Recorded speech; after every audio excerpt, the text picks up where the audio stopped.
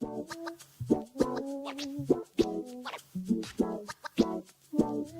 welcome to Sobo Live. I'm Shane. And I'm Keith. And we are back and ready for Dirty Red football this upcoming season. And we're here today with Coach Brotherton. Coach, it's almost time. It's here. Exciting time of year. Yes. Been looking forward to it. That's my favorite time of the year. When high school football kicks off.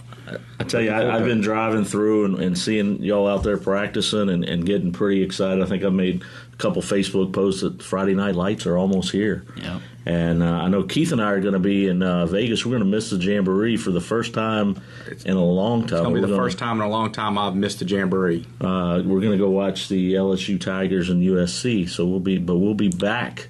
Do y'all have an extra ticket? I actually might have 2 extra tickets. Okay. The plane tickets are the problem to get there. I tell you what, we had our assistant coaches did a good job this summer when I was out, so I think they could do the Jamboree. Maybe one more Jamboree. That's right. No, Coach Murphy wouldn't like that. He wouldn't like that. Well, and again, we're here today just to talk a little bit with Coach Brotherton about the upcoming season. I know there's a lot of things to be excited about. I know during the spring game, I think the defense really looked phenomenal, stood out to me. Luckily, it was during the spring game I got to sit up in the press box because I think it was pretty hot that day. But watching the defense, I felt like they were going to be something to deal with this season, Coach. So I'll just let you kind of chime in and just tell us a little bit about what we expect to see on the offense and the defensive side of the ball. Well, we'll start with defense. This is probably the first time. It's the first time I've been here, and probably the first time in a long time coaching that right now we have penciled in to start 0 sophomores. So we're a veteran team. A lot of our guys may not be returning starters, but they've waited their time. They've been in the program now for 3 years. And that means a lot. When you throw an 18-year-old kid out there, opposed to 14, 15-year-old freshman or sophomore, that's going to make a difference. And, that's kind of what we're kind of leaning on. That doesn't mean our sophomore class won't play a lot. We'll depend on them a lot in the special teams, depend on them to be a top backup.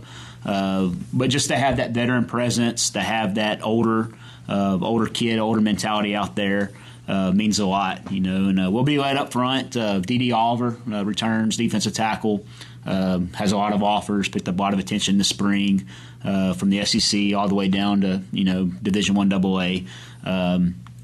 So he'll be up front, joined by Corday Sharp, who's another returner starter for us. Started last year as a sophomore.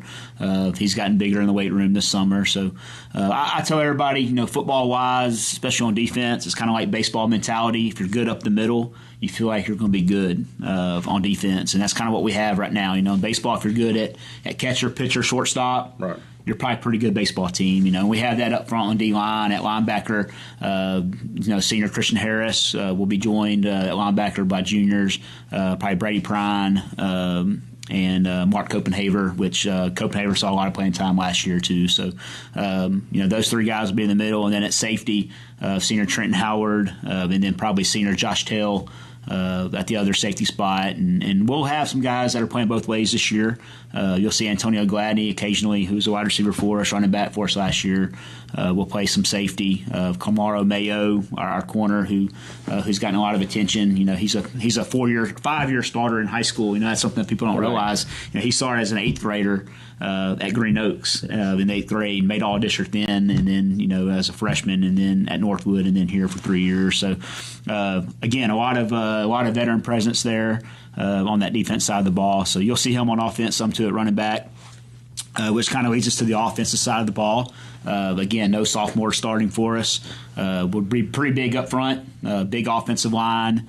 Jack Scallier will play right tackle, and he's 6'5", 300 pounds. He's a man out there, and he's joined with 2 other big guys, Pat Gray, Chris Green, 2 juniors. Both of them played a lot last year. I know Pat started probably the last 7 games for us, but he's moving from left tackle to center.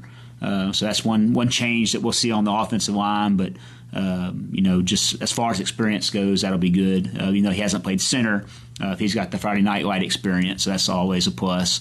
And then our 2 guards will be seniors, Ethan Plunkett, 3-year starter, then Chase Brown, who be a 2-year starter, but also played a lot as a sophomore. So veteran team, both sides of the ball. We're excited about that. We're as deep as we've been in the skill position since I've been here. Antonio Gladney played running backs, played receiver. He'll do it all again for us. I mentioned Mayo a while ago. Jaden Lewis had 7 touchdowns last year at wide receiver. And he returns out wide. And, we have seniors Chase Crowder who will don't know if he'll start on offense, start on defense, play both. He may not start at all, but play the whole game. That's one of those things where he's kind of under the radar guy. Had a great spring game, over 100 yards receiving for us. Made a few tackles at corner. So he'll play some running back, receiver, corner. Mekhi Harris McGee is another one, same way, same boat. He'll play some slot receiver, play some DB. Just guys that, if you ask them, what position you play or where do you start, he may not be a starter, but they're going to play the entire game, and that's kind of the rotation that we have. We've developed a lot of depth doing that, so we're excited about it. Well, I think just watching a little bit of the practices and seeing Mayo, line up at running back or line up at wide out, and Gladney, doing the same, I think you've got a lot of weapons at your disposal offensively that the defense has to worry about. That's right, and it's in high school football, a lot of times you can be centered around one guy or two guys. We've kind of been like that the last few years. We have some role players, but we have that one guy who's head and shoulders above everybody else, and it's allowed defense is kind of key on them. Right now we're going into it where any of those guys can do anything. And we're 7, 8, 9 guys deep in that skill set or in that skill position. So it gives us a lot of flexibility. One that we laugh, in here in the coach's office is how do we make those guys happy? Because there's not going to be enough balls to go around for everybody. And these kids understand that. That's one good thing about this group, especially this junior class.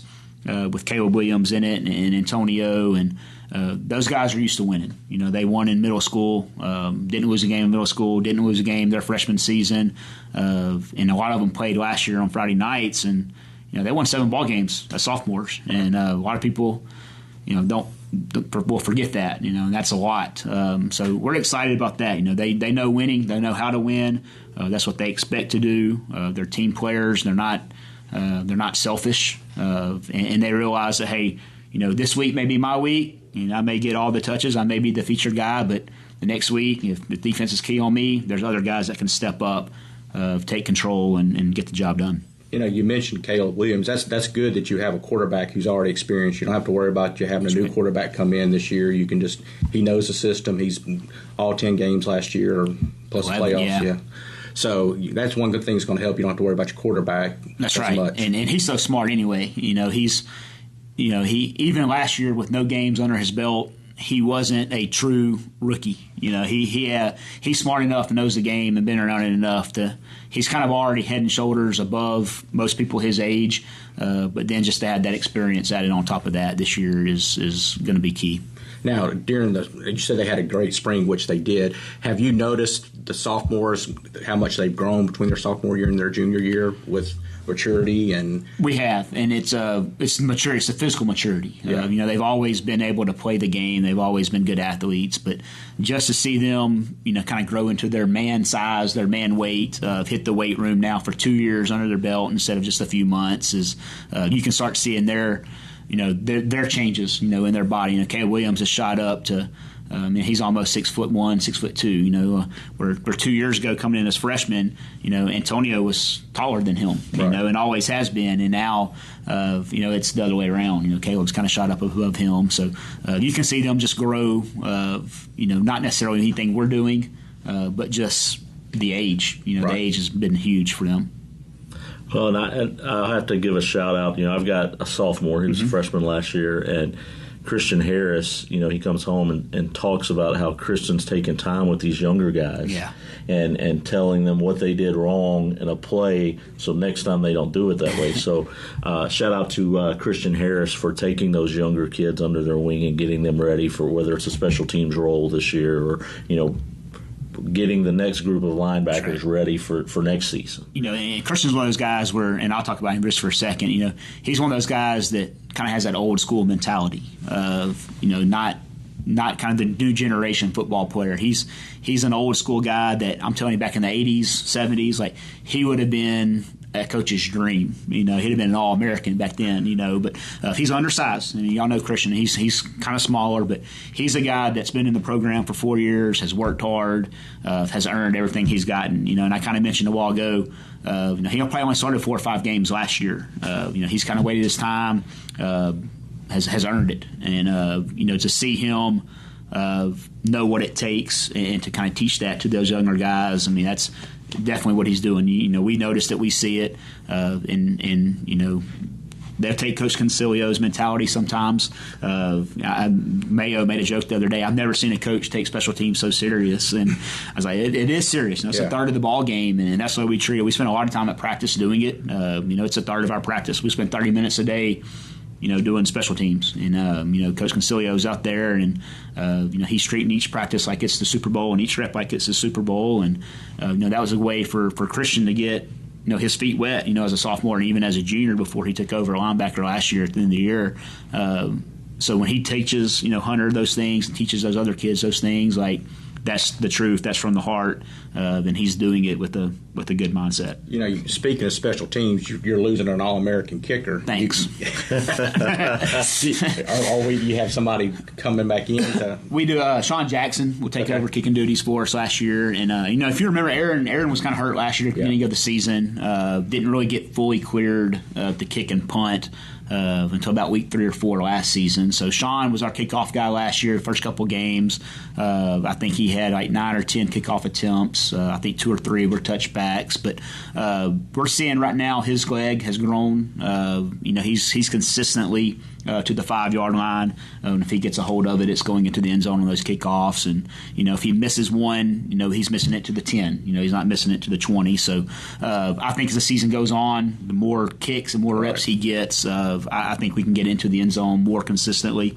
But he's done a great job of putting it in that corner, putting it where Coach Concilio's asked him to do it, and getting our guys down there in time to cover. And then as far as field goals go, I've seen him at practice make it up to 45 with no rush, and we're not used to that. We're used to being, hey, 60, go out there and try it, Aaron, but 45 is still better off than 90% of high school football teams in Louisiana. That's still a good problem to have. That's one thing. He doesn't have to be Aaron Burrell. He just has to be better than other guys in our district, and he's right there with them right now. So we feel good about it. We don't feel like, we're at a total loss there. So we'll be okay. Good deal. Well, Coach, you mentioned district, so we got a few new teams in district this year. Looking at the schedule, obviously Evangel Christian joining the district, as well as Huntington. I think that's Aaron. Those are the two new ones. We lost Southwood, then gained those two. So both of those teams are good. We watched Huntington play. We're getting ready to play Ouachita here pretty soon in our scrimmage, and they played. Huntington played Ouachita last spring, so we've been watching a lot of film on Ouachita, but seeing Huntington too. And I'm telling you, they've got some guys. They're not bad. Huntington. So we, as freshmen last year, went to Huntington to play, and their JV was there, and they had some really big old boys. Huge boys on that team. I was very impressed with not only the number of students they had on the team, but the size of a lot of those guys. And that's the thing too. Like. They're more student population-wise than Parkway is now. So, over in Shreveport, they've done a good job of getting kids into that school, kind of changing kind of mindset, mentality of what their school is and the structure. And Coach Dennis has done a good job of, and he's a Parkway guy, Stephen Dennis. But he's done a good job of getting those kids out for football, and he's been there a while. So they'll make some noise in 5A. So who do y'all have a team that y'all really look at this year is going to be the toughest team in the district this year? Or really just all of them. All I know that's kind of cliche to say, but it's each team on the schedule in this district can beat anybody. We saw that last year. I'm going to pick on Keith a little bit. Coach isn't going to answer that question. I'll answer that question. But I'm going to tell you, look, I'll say this last year. Natchitoches Central won one district game last year, but they were a touchdown away from winning 5 more. Yes. Yeah, they played well last year. Top to bottom, this district's tough every week. Yeah, I was just looking over the schedule right here. I don't really see a cupcake game. There's no bye weeks. No. There's no bye weeks. And that's what kind of why I brought that up with adding Huntington and Evangel to an already strong week in and week out district schedule with Birds, always a tough game. Obviously, October the 11th, Airline. We all know that Airline offensively is going to be something to reckon with, but I can't wait to see our defense stack up against Airline's offense. So it's definitely no cupcake, no bye week games, right. no. Which one? Who we got for homecoming this year? We're playing Huntington this year for homecoming. Like you said, there's no off weeks, there's no cupcakes on there. So anybody we would have picked would have been a tough game. We try to do one middle of the year away from fall break. So that was that was kind of how it lined up. Kind of later this year. It's gotten to where the homecoming had been kind of early. It had been kind of early. I think we played Bossier the last couple of years. Being a little bit later in the year. But starting district in week 3, I mean, it's going to be a district opponent no matter what. So. But it'll be good for those girls. Homecoming's about them anyway. So right, it'll be right. cooler weather and better. It won't be as hot, and they're dressed up. One other thing I want to talk about, I know I saw last night on the news or on social media that the Advocate put together a really cool thing. I guess the Tremendous 13, I think Roy Lang and the Shreveport Advocate put together. Talk to us a little bit about that event last night and who you went there with. Yeah, so Shreveport Advocate, that's Roy Lang. They did a banquet, man. It was great. Put on very well, very fancy, very nice, fed kids. But they invited all head coaches in the area. He said it was 21 schools in Caddo, Bossier. I think they included North DeSoto and Minden. So 21 head football coaches were invited, and then each school had one player that was represented that was going to be on their preseason ballot for Player of the Year. And then some schools had 2, and I think Calvary even had 3. But we really didn't know what it was all about. We all got invited, and then at it, at the banquet, they had a pretty cool deal where they gave the best 13 football players in Shreveport-Bossier area. They awarded them with a jersey that said Tremendous 13. Had a little bio of them. Had a little picture on the slideshow, and they got an award. And we had 2. Carmaro Mayo and D.D. Oliver were both chosen as one of the best 13 football players in Shreveport-Bossier. And I'm telling you, they had all 13 of those kids up there yesterday, and if we had all 13 of them, somebody it'd be tremendous. Yeah, it would be tremendous. It would definitely be a state championship football team. There's some good athletes right now in Shreveport-Bossier, and just to hear those kids called up there yesterday with LSU offers, Arkansas offers, and University of Texas, and then our 2 as well. It was pretty cool, pretty neat to see that presence and see our 2 kids being honored and recognized among the best. Yeah, that says a lot for your program that we have 2. That's right. That's out of all the schools in Shreveport-Bossier, that's a lot of, and you said North DeSoto and Minden, that's a lot of schools, and for us to have 2 of the 13 is really impressive. That's so right. And that goes to y'all's hard work on the players also. Yeah, and then you see them and you go, okay, we got to play against that one in week 4, that one in week 7, and that's a big old white boy right there, 6'7", so. How am I going to stop him? That's right. So, no, it was pretty neat and pretty cool. And then there's a kid from Woodlawn that was on there yesterday. We played them in week 2. That's our second non-district game. They had one on there, and just to be able to see him, and I didn't know anything about him, and then they read his bio, and he had 3 touchdowns returned on interceptions, 2 kickoff returns on kickoffs, and played quarterback and receiver, and was an all-state basketball player. Like, man, I know who we got to stop in week 2. So we got some information off that as well. Absolutely. Well, Coach, we really appreciate you sitting down and taking some time out of your busy schedule to meet with us. But I guess the last thing I'll ask you, and then if Keith has something, but obviously Sobo Live does a great job of getting out to the community and getting information and messages out. Well, what do you need from the South Bossier community to help you with this football season? Just support. Just be there. We have a good group. We got 77 kids on our varsity football team. We got 50 right now in our freshman program. So we're close to 130 kids. And when you say 130 kids, then you add in their brothers, sisters, cousins, aunts, uncles, friends, neighbors, church members. You could go down a line of how somebody is connected to this football program. So just that's pretty cool when you think about it. The impact that these 130 kids, how many people are close to them or could be tied to the football program. And then you add in the band, the cheer, the dance, the pep squad. You're tripling it, doubling it, quadrupling it, when you do all that. So Friday nights are special. They're always going to be special to me because that's what I've known my whole life. But, man, it would just be great to see everybody get on board, come support, and if you see a football player, ask them how they did and tell them good luck, and that would be pretty cool and special. Absolutely. That's one thing that I've always loved about South Bossier is they support each other really well, and you really see it on a Friday night when it's almost like a small town football night where everybody goes to the football game. So that's one thing I really like about it. And my final question to you, when's the first time they can actually see the players on the field this year? So we'll get started next Thursday. Okay. That's the 22nd, but we go to Monroe on a Washita. Okay. So if you don't want to make that trip, the next time would be the Jamboree. Against Airline at Airline. We actually have the early game this year, so you could come see the game and then go get a late supper after that. But it will be hot, and we'll be on the visitor side staring into the sun.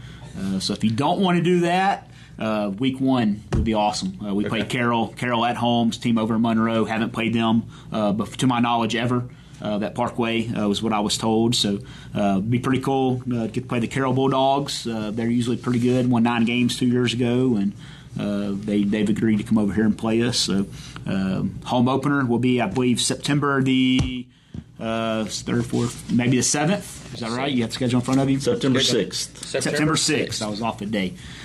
So that would Preston be Crown Over Stadium and Bobby Marlowe Field. That's right.